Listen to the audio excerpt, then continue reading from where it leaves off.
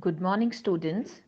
Today we are going to start with the chapter Should Wizard Hit Mommy by John Updike. About the author.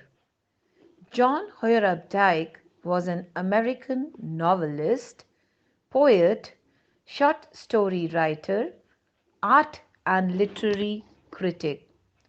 His famous work is his Rabbit series. His fiction basically concerns passions, sufferings of the average American. His style is rich and unusual. He won the Pulitzer Prize twice, the National Book Award, the National Book Critics Circle Award, the Rosenthal Award, and the Howells Medal. So he was a famous novelist and author.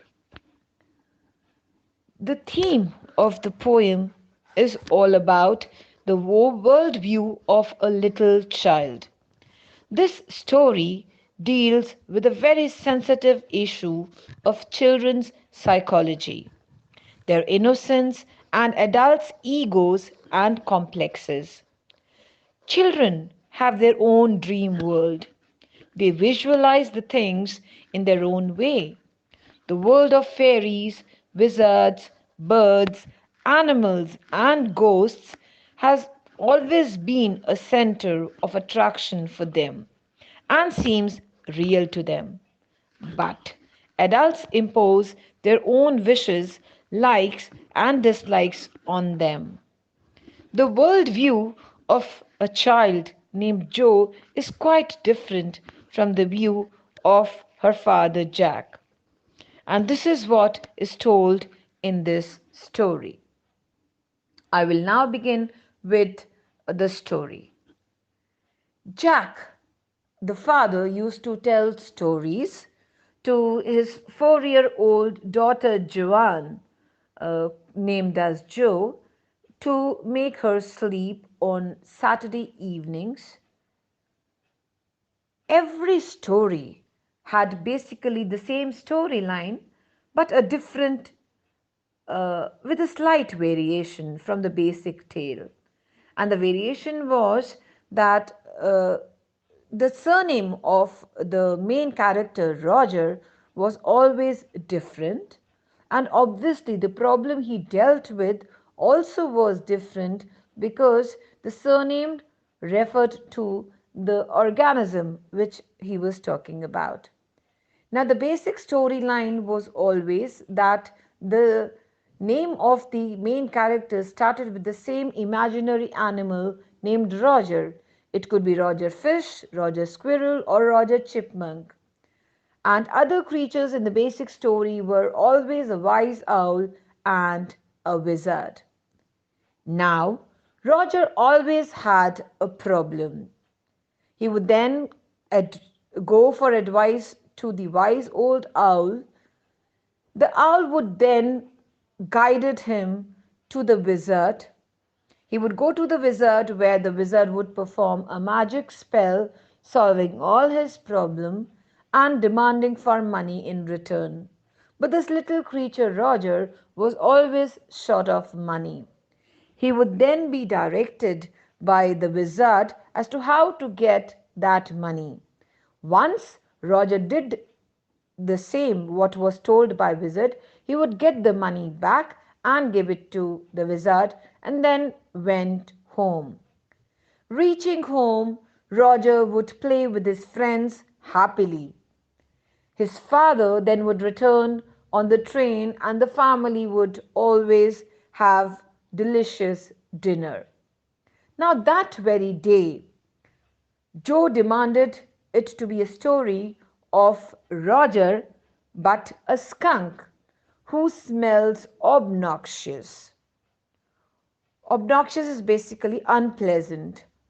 He smelled bad, so bad that the other little creatures always kept away from him. Also, they teased him, calling him Stinky Skunk. Obviously, Roger, being a little creature, used to feel bad and cry. Now, when the story was going on, at this point, Jo started feeling connected with Roger Skunk, and she felt as if that was happening with her own self. And she started crying, and the father could feel the tears rolling on her cheeks. She insisted that Roger Skunk should be sent to the wise old owl. This surprised Jack, the father, as he was realizing the changes that were happening in her.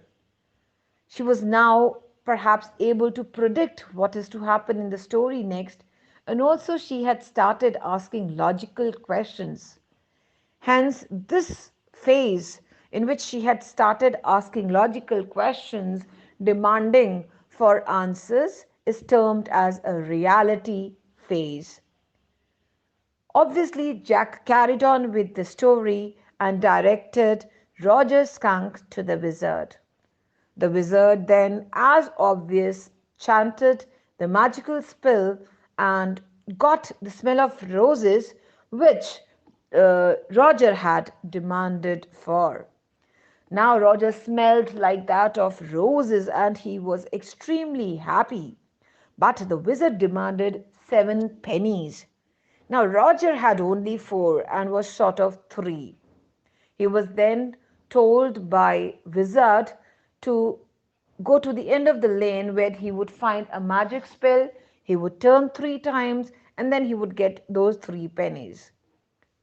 Roger definitely adhered to what the wizard said and came back with 7 pennies, handed over to the wizard, and went back home. Obviously, when Roger Skunk reached home, now he smelled like roses, and little creatures were very happy to play with him. But his mother was furious because she knew how an original skunk must smell. And she was furious also on the fact that one cannot keep changing for the world. You have to be your original self, and the others need to accept you the way you are.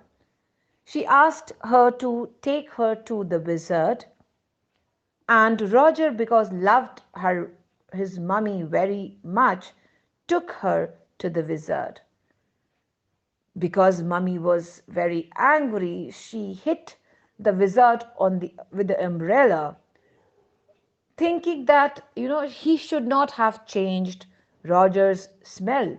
Obviously, Roger was a small creature, and wizard, being an experienced one, must have understood this, that an elderly person or an experienced person should not do all that the child is demanding, because the child is still inexperienced, immature.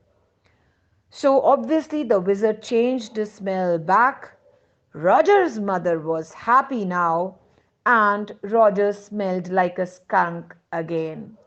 She hugged and loved him, and they went back to the house, had dinner with the father, and the story was over. But Jo did not like this ending. She wanted the father to change the ending. She wanted that the wizard should also have hit the mother back and should have restored, the fragrance of roses to Roger. But even after Jo was adamant, Jack had probably decided that his authority as the storyteller would go on and that he would not change the way Jo wanted. So obviously, Jo refused to sleep and started crying. Finally, Jack threatened and ordered her to sleep. And then he realized that he should help his pregnant wife, Claire, who was painting the living room woodwork. So he felt himself trapped and caught in an ugly middle position. Ugly middle position basically means when you are perhaps torn between two choices, the romantic world of tales and the prosaic world downstairs with his wife, the real world and the love world of the tales. Also, in the story is a character named Bobby, who is a younger brother to Joe, and he is 2 years old. So, this is how the story goes on. So, it is you, the students, to decide whether the wizard should hit the mommy back or no. Thank you very much.